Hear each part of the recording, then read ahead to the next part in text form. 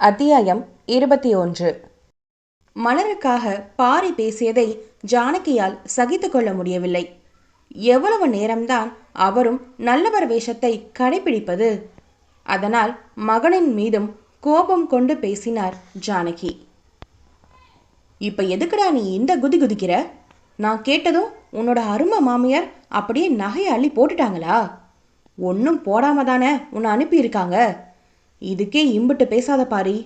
நான் உன்னோட அம்மா, அது ஞாபகம் இருக்கட்டும். இப்படி யாரோ மாறி எடுத்தெறிஞ்சு பேசாத என்று கோபமாக பேசினார் ஜானகி. செய்யறதையும் செஞ்சுட்டு எம்பிட்டு தைரியமா பேசுற? நீ இப்படி திடுதிப்புன்னு சீர்கேட்டா அவங்களால எப்படி செய்ய முடியும் என்று ராஜமாணிக்கம் இடையில் புகுந்து கேள்வி கேட்டார்.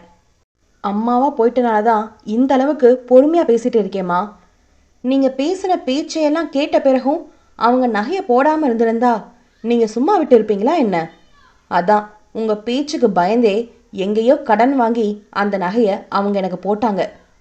ஆனா அந்த நகையை உரிமையா தொட்டு வாங்க என் மனசாட்சி எனக்கு இடம் தரல.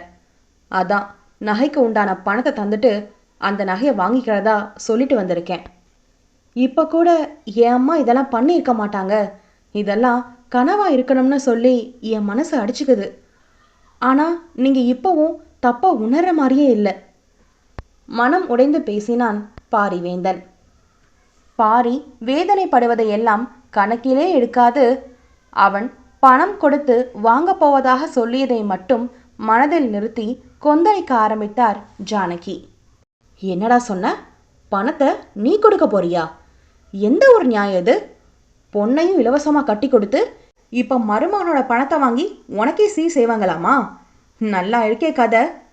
நான் சீர் கேட்டது உனக்கு அசிங்கமா தெரியுதுன்னா இது அதை விட கேவலம். இதுக்குத்தான் ஒன்றும் இல்லாத வீட்டில இருந்து பொண்ணு எடுக்கக்கூடாதுன்னு சொல்றது. என் தலையெழுத்து. என் மகனை நானே போய் இப்படி ஒரு குடும்பத்துல தள்ளிட்டேன் என்று தலையில் அடித்துக்கொண்டு கத்தினார் ஜானகி. என்னத்த பேசுறீங்க? எல்லாம் தெரிஞ்சுதானே எங்க அம்மா கிட்ட வந்து என்னை பொண்ணு கேட்டீங்க. நான் ஒன்றும் உங்க மகனை விருப்பப்பட்டு கல்யாணம் கட்டலையே. ஜானகி திரும்ப திரும்ப தன் வீட்டை குறை சொல்வதை தாங்க இயலாது கடைசி வார்த்தையை ஆதங்கத்தில் தடித்து கூறிவிட்டாள் கவிமலர். என்னடி உன் வீட்டு வாசல்ல நான் வந்து நின்னதை சொல்லி காட்டுறியா? நான் உன்னை மருமகளா கூட்டிட்டு வந்தனாலதான் நீ கனவுல கூட நினைச்சு பார்க்க முடியாத இந்த சொகுசான வாழ்க்கை உனக்கு கிடைச்சிருக்கு. அத முதல்ல ஞாபகம் வச்சுக்கோ என்று பதிலுக்கு ஜானகியும் குரல் உயர்த்தினார். இவர்கள் இத்தனை பேசிக்கொண்டு இருக்க பாரியோ மலரின் இறுதி வாக்கியத்தை கேட்ட கணத்தில் இருந்து இரும்பு நெஞ்சாய் இறுகி போய் நின்று விட்டான். ஆரம்பத்தில் இந்த கல்யாணத்தில் பாரிக்குமே விருப்பமில்லாது அவளை திருமணம் செய்து மலரை வார்த்தைகளால் வாட வைத்தான்தான். ஆனால் அவள் மீதான நேசம் எந்த கணத்தில் அவனுக்குள் வேர்விட்டு மலரத் தொடங்கியது என்று அவனே அறியான். சிலருக்கு ஒரு நொடியில் எதற்கு என்ற காரணம் தெரியாமலே ஒருவரை பிடித்துவிடும். இன்னும் சிலருக்கு ஒரு வருடம் ஆனாலும் கூட பிடித்தமும் வராது, புரிதலும் வராது. இது எல்லாமே காதல் என்ற மாயச் சுழலின் வேலைதான். அந்த சுழலில் எப்படி பயணிக்க வேண்டும் என்று பாரி உணர்ந்தானோ என்னவோ அவனுக்கு மலரை பிடித்துவிட்டது. ஆனால் இப்போதோ தனக்கு விருப்பமில்லை என்று அவளை வதைத்த போது வராத வருத்தமோ, மலர் தன்னை விருப்பப்பட்டு மணக்கவில்லை என்று அவள் வாயாலே கேட்டறியவும் அவன் இதயமோ பல்லாயிரம் ஈட்டிகளை இருதயத்தில் கொய்தது போல வலி கண்டது. என்னை விரும்பாமல் தான் இத்தனை நாள் என்னை சகித்து கொண்டாளா? நான் கொண்டது போல இவளுக்கும் என்மேல் காதல் உண்டாகவில்லையா என்றெல்லாம் யோசித்து அவன் மனமோ பதை பதைத்தது. அவளுக்கும் உன்மேல் காதல் உண்டாக இருந்தால் இப்போது ஏன் இப்படி கூறியிருக்க போகிறாள் என்று அவனை ஏற்றிவிட்டு சதி செய்தது பாரியின் மூளை. கோபத்தில் இருப்பவனோ மூளையின் பேச்சை வேத வாக்காக எண்ணி மனைவியின் மேல் கோபம் கொண்டான். பதிலுக்கு பதில் ஜானகியும் பேசிக்கொண்டிருக்க குடும்ப நபர்களோ அவர்களை தடுக்க பார்த்தனர். ஆனால் இயலாது போயிற்று. மனைவியின் வார்த்தையிலிருந்து இறுகி போய் தன்னை மீட்டவனோ 2 பேரும் அமைதியா இருக்கிறீங்களா என்று உரக்க குரல் கொடுத்த பாரி மலரின் புறம் திரும்பி, இதுக்கு மேல நீ ஒரு வார்த்தை பேசக்கூடாது. என் மேல உனக்கு கொஞ்சமாச்சும் மரியாதை இருந்தா வாயை மூடிட்டு நில்லு என்று அவளை அடக்கியவன் தன் அம்மாவின் அருகே வந்தான். அம்மா, பேசின வர போதும். இனிய கல்யாணத்தை பத்தி பேசுறத விடுங்க. எப்போ நான் மலரை கல்யாணம் பண்ணேனோ அப்பவே அது என் குடும்பம் ஆயாச்சு. உங்களை மாதிரியே அவங்களையும் கவனிக்க வேண்டியது என் பொறுப்பு தான். சொந்த பந்தமெல்லாம் எதுக்கு? ஒருத்தருக்கு ஒருத்தர் உதவி செய்யத்தானே. அதே தான் இப்போ நானும் செய்கிறேன். அவங்க கிட்ட நீங்கள் நகையெல்லாம் கேட்காம இருந்திருந்தா இப்போ இவ்வளவு பிரச்சனையே வந்திருக்காது. மேலும் மேலும் இதை பற்றி பேசி வாக்குவாதம் பண்ண நான் விரும்பல. பணத்தை கொடுங்க, நான் அதை கொடுத்து அந்த நகையை வாங்கிட்டு வரேன் என்றான் பாரிவேந்தன். மலரின் பேச்சால் ரணமாகி போன அவன் மனமோ இதற்கு மேலும் வாதம் செய்ய விரும்பாது தவித்து போனது. எத்தனை பெரிய பலசாலியாக இருந்தாலும் சரி, அவர்களின் பலம் எல்லாம் தமக்கு பிடித்தவர்களின் ஒரு சின்ன முக சுளிப்பில் கூட பலம் இழந்து பலவீனமாகும் அல்லவா? அதுபோல்தான் பாரியும் மலர் தன்னை விருப்பம் இல்லாது திருமணம் செய்துள்ளாள் என்று அறிந்த நொடியில் இருந்து ஜீவன் இல்லாது துடித்து போய் நிற்கின்றான். தான் உதிர்த்த வார்த்தையின் வீரியத்தை உணராத மலரோ பாரி கடுமையாக பேசியதை எண்ணி தவித்து போய் மௌனியாகி நின்றாள் அவன் வார்த்தைக்கு கட்டுப்பட்டு. பாரி பணம் கேட்கவும் திகைத்து போய்விட்டார் ஜானகி அம்மாள். நீ உன் பொண்டாட்டி வீட்டுக்கு செய்யறதுக்கு நான் வேற பணத்தை எடுத்து நீட்டணுமா என்று கேள்வி கேட்டார் ஜானகி. அதான, உங்க மனைவிக்கு நீங்க செய்ய அத்தை கிட்ட எதுக்கு காசு கேட்குறீங்க? தம்பி, சொத்து இன்னும் பிரிக்கல, எல்லாமே பொது பங்கு தான். உங்க பிரச்சனையில இதை மறந்துடாதீங்க. அதுல இருந்து நீங்க 1 ரூபாய் எடுத்து செலவு செஞ்சாலும் இங்க எல்லாருக்கும் கணக்கு சொல்லணும் என்று அதிரடியாய் குரல் கொடுத்தாள் ரேகா. ரேகா இதை பாரிக்கு மட்டும் சொல்லவில்லை, மாணிக்கத்திற்கும் சேர்த்தே இதை கூறினாள். எப்படியும் ஜானகி பணத்தை தரமாட்டார், அதை அவளே அறிவாள். ஆனால் மாணிக்கத்தை நம்ப முடியாதே. நீதிதான் முக்கியம் என்று எடுத்து கொடுத்து விடுவாரே. அதனாலே பொது கணக்கு என்பதை அடிக்கோடிட்டு சொல்லி இருந்தாள் ரேகா. ரேகா பேசியதை கேட்டு கடுப்பு ஏறியது பாரிக்கு. என்னம்மா, அண்ணிதான் எதுவும் தெரியாம பேசுறாங்கன்னா நீங்களும் கேட்டுட்டு அமைதியா நிக்கிறீங்க என்று ஜானகியை பார்த்து கேள்வி கேட்டான் பாரி. அவையெல்லாம் சரியாதாண்டா பேசுறா, நீ அம்மாவை வச்சு காரியத்தை சாதிக்க நினைக்காத என்று ரகுநாதன் இடையிட்டான். நான் கேள்வி கேட்டது அம்மாவை, மற்றவங்க யாரும் பதில் பேச வேணாம் என்று பாரி சொல்லவும், நானே சொல்றேன்டா, என்னால பணத்தை கொடுக்க முடியாது, அவங்க சீரு வேண்டாம் ஒண்ணு வேண்டாம் என்று அதிகாரமாய் ஜானகி சொல்ல, அம்மா, நான் ஒன்றும் பொது பணத்தை கேட்கல. இத்தனை வருஷமா அப்பா எனக்கு கொடுத்த வருமானத்துல நான் சேமிச்ச காசை உங்ககிட்ட தானே கொடுத்து வச்சிருந்தேன், அந்த பணத்தை தான் கொடுக்க சொல்லி கேட்கிறேன் என்று பாரி கேட்கவும் ஆடி போய்விட்டார் ஜானகி. ஜானகி மட்டுமல்ல, ரகுவும் ரேகாவும் கூட திருடனுக்கு தேள் கொட்டியதை போல பயத்தில் உறைந்து போனார்கள். அவன் கொடுத்த பணத்தை தானே இப்ப கேட்குறான், அதை எடுத்து கொடுக்கறதுல உனக்கு என்ன பிரச்சனை? போய் பணத்தை எடுத்துட்டு வந்து பாரிக்கிட்ட கொடு என்று மாணிக்கம் கடிந்து சொல்லவும், இப்போது என்ன செய்வதென்று புரியாது கைகள் நடுங்க அதிர்ந்து நின்றார் ஜானகி. ஏமா அப்படியே நிக்கிறீங்க? சரி, பணம் எங்க வச்சிருக்கீங்கன்னு சொல்லுங்க, நானே போய் எடுத்துக்கிறேன் என்று பாரி கேட்கவும், அது அது வந்து பாரி, பணம் என்று முழுதாக சொல்ல முடியாது தயங்கினார் ஜானகி. ஓரக்கண்ணில் தன் பெரிய மகன் ரகுவையும் முறைத்தவாறே நின்றிருந்தார். என்னடி தயங்குற? பணத்தை தானே கேட்டான், அதுக்கு ஏன் இந்த நண்டு நடுங்குற? உன்கிட்ட கேட்டா நீ எதுக்கு ரகுவை பார்க்குற? இதுலயும் ஏதாச்சும் வில்லங்கம் பண்ணி வச்சிருக்கியா என்று மாணிக்கம் தன் மனைவியை கேள்வி கேட்டார். இல்லைங்க, அந்த பணம் கொஞ்சம் செலவாயிடுச்சு என்று பயத்தோடே பேசினார் ஜானகி. பாரியோ அச்செலவை பற்றி பெரிதாக எண்ணாமல், பரவாயில்லம்மா, செலவானதை பற்றியெல்லாம் நான் கணக்கு கேட்க மாட்டேன். உங்கள் மகனோட பணத்தை செலவு பண்ண உங்களுக்கு இல்லாத உரிமையா என்ன? செலவு போக மீதி இருக்க பணத்தை கொண்டு வாங்க என்று பெருந்தன்மையோடு கூறினான் பாரிவேந்தன்.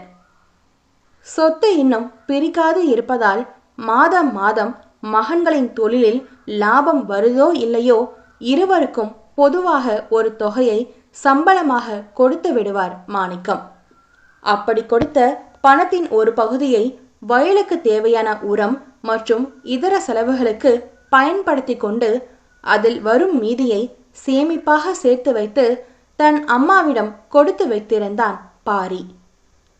ஆனால் என்ன கேட்டும் ஜானகியோ இருந்த இடத்தை விட்டு நகர்வதாக தெரியவில்லை. ரேகாவிற்கும் நெஞ்சம் படபடவென்று அடித்து கொண்டது. இவன் நகர மாதிரி தெரியல, இருப்பா நானே எடுத்துட்டு வரேன், எப்படியும் அவ பீரோட தான் வச்சிருப்பா என்று சொல்லிக்கொண்டே இருக்கையை விட்டு எழுந்து தன் அறைக்கு செல்ல போனார் ராஜமாணிக்கம். எங்க நான் சொல்றத கேளுங்க, பணம் அங்க இல்லை என்று தடுத்தார் ஜானகி.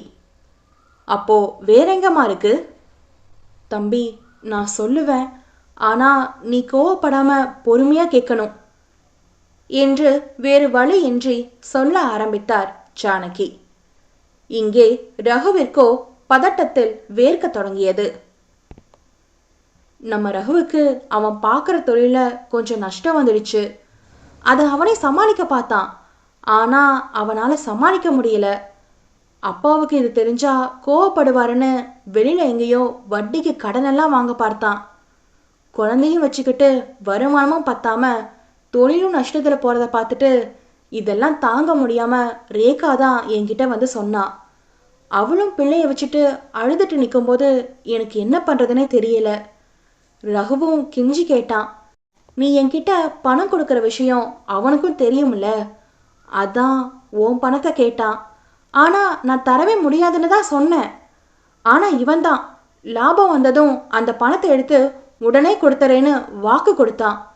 அதை நம்பிதான் நானும் எடுத்து கொடுத்துட்டேன்பா என்று இத்தனை நாள் மறைத்த ரகசியத்தை போட்டு உடைத்தார் ஜானகி. இதில் ஜானகி மகனுக்காக என்று பாவம் பார்த்து செய்திருந்தாலும் இந்த விஷயத்தில் அவர் முழு குற்றவாளி அல்ல. ரேகாவும் ரகுவும் தான் முக்கிய குற்றவாளிகள்.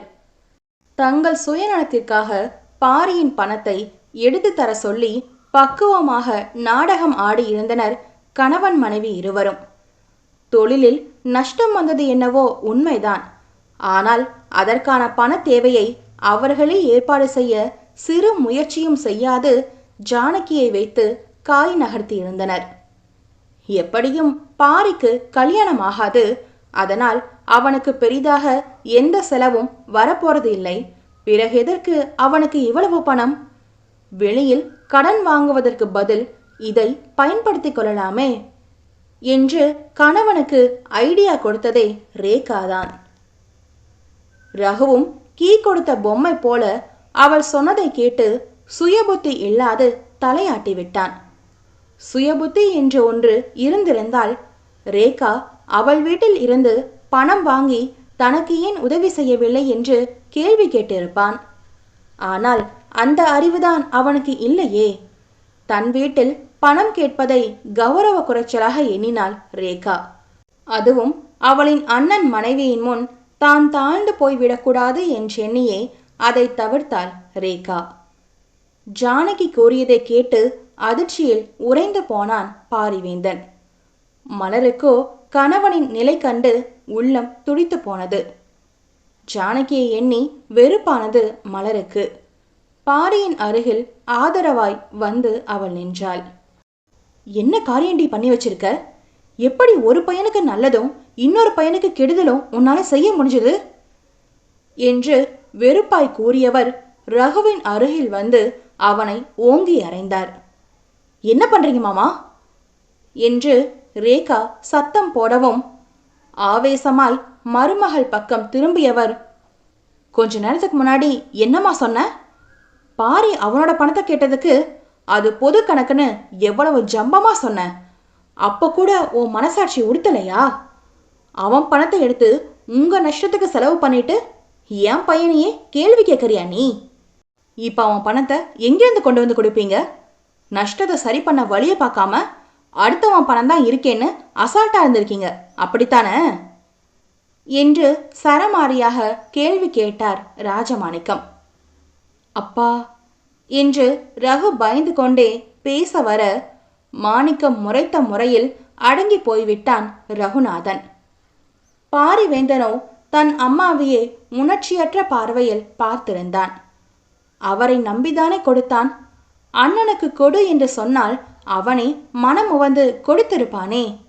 ஆனால் இப்படி மறைத்து செய்ய வேண்டிய அவசியம் என்ன? இந்த ஒரு நாளில் தான் இதுவரை அறியாத தாயின் குணங்களையெல்லாம் அறிந்து திகைத்து போய் நின்றான் பாரிவேந்தன். அவனின் ஜீவனற்ற பார்வையை எதிர்கொள்ள முடியாது கூனி குறுகி போய்விட்டார் ஜானகி. பாரி என்று மகனின் கையை பிடிக்க வந்தார் ஜானகி. அவர் தன்னை தொடாதவாறு விலகி நின்றான் வேந்தன். கணவன் படும் வேதனையைக் கண்டு மலருக்கும் உள்ளம் கொதித்தது. இரவு பகலாய் அவன் உழைத்து சேர்த்த பணமெல்லாம் இப்படி விழலுக்கு இறைத்த நீர் போல ஆனதை எண்ணி கோபம் கொண்டாள். ரேகாவை நினைத்து கோபம் வந்தாலும் எதுவும் பேச முடியாது கோபத்தை அடக்கி கொண்டு நின்றாள் கவிமலர்.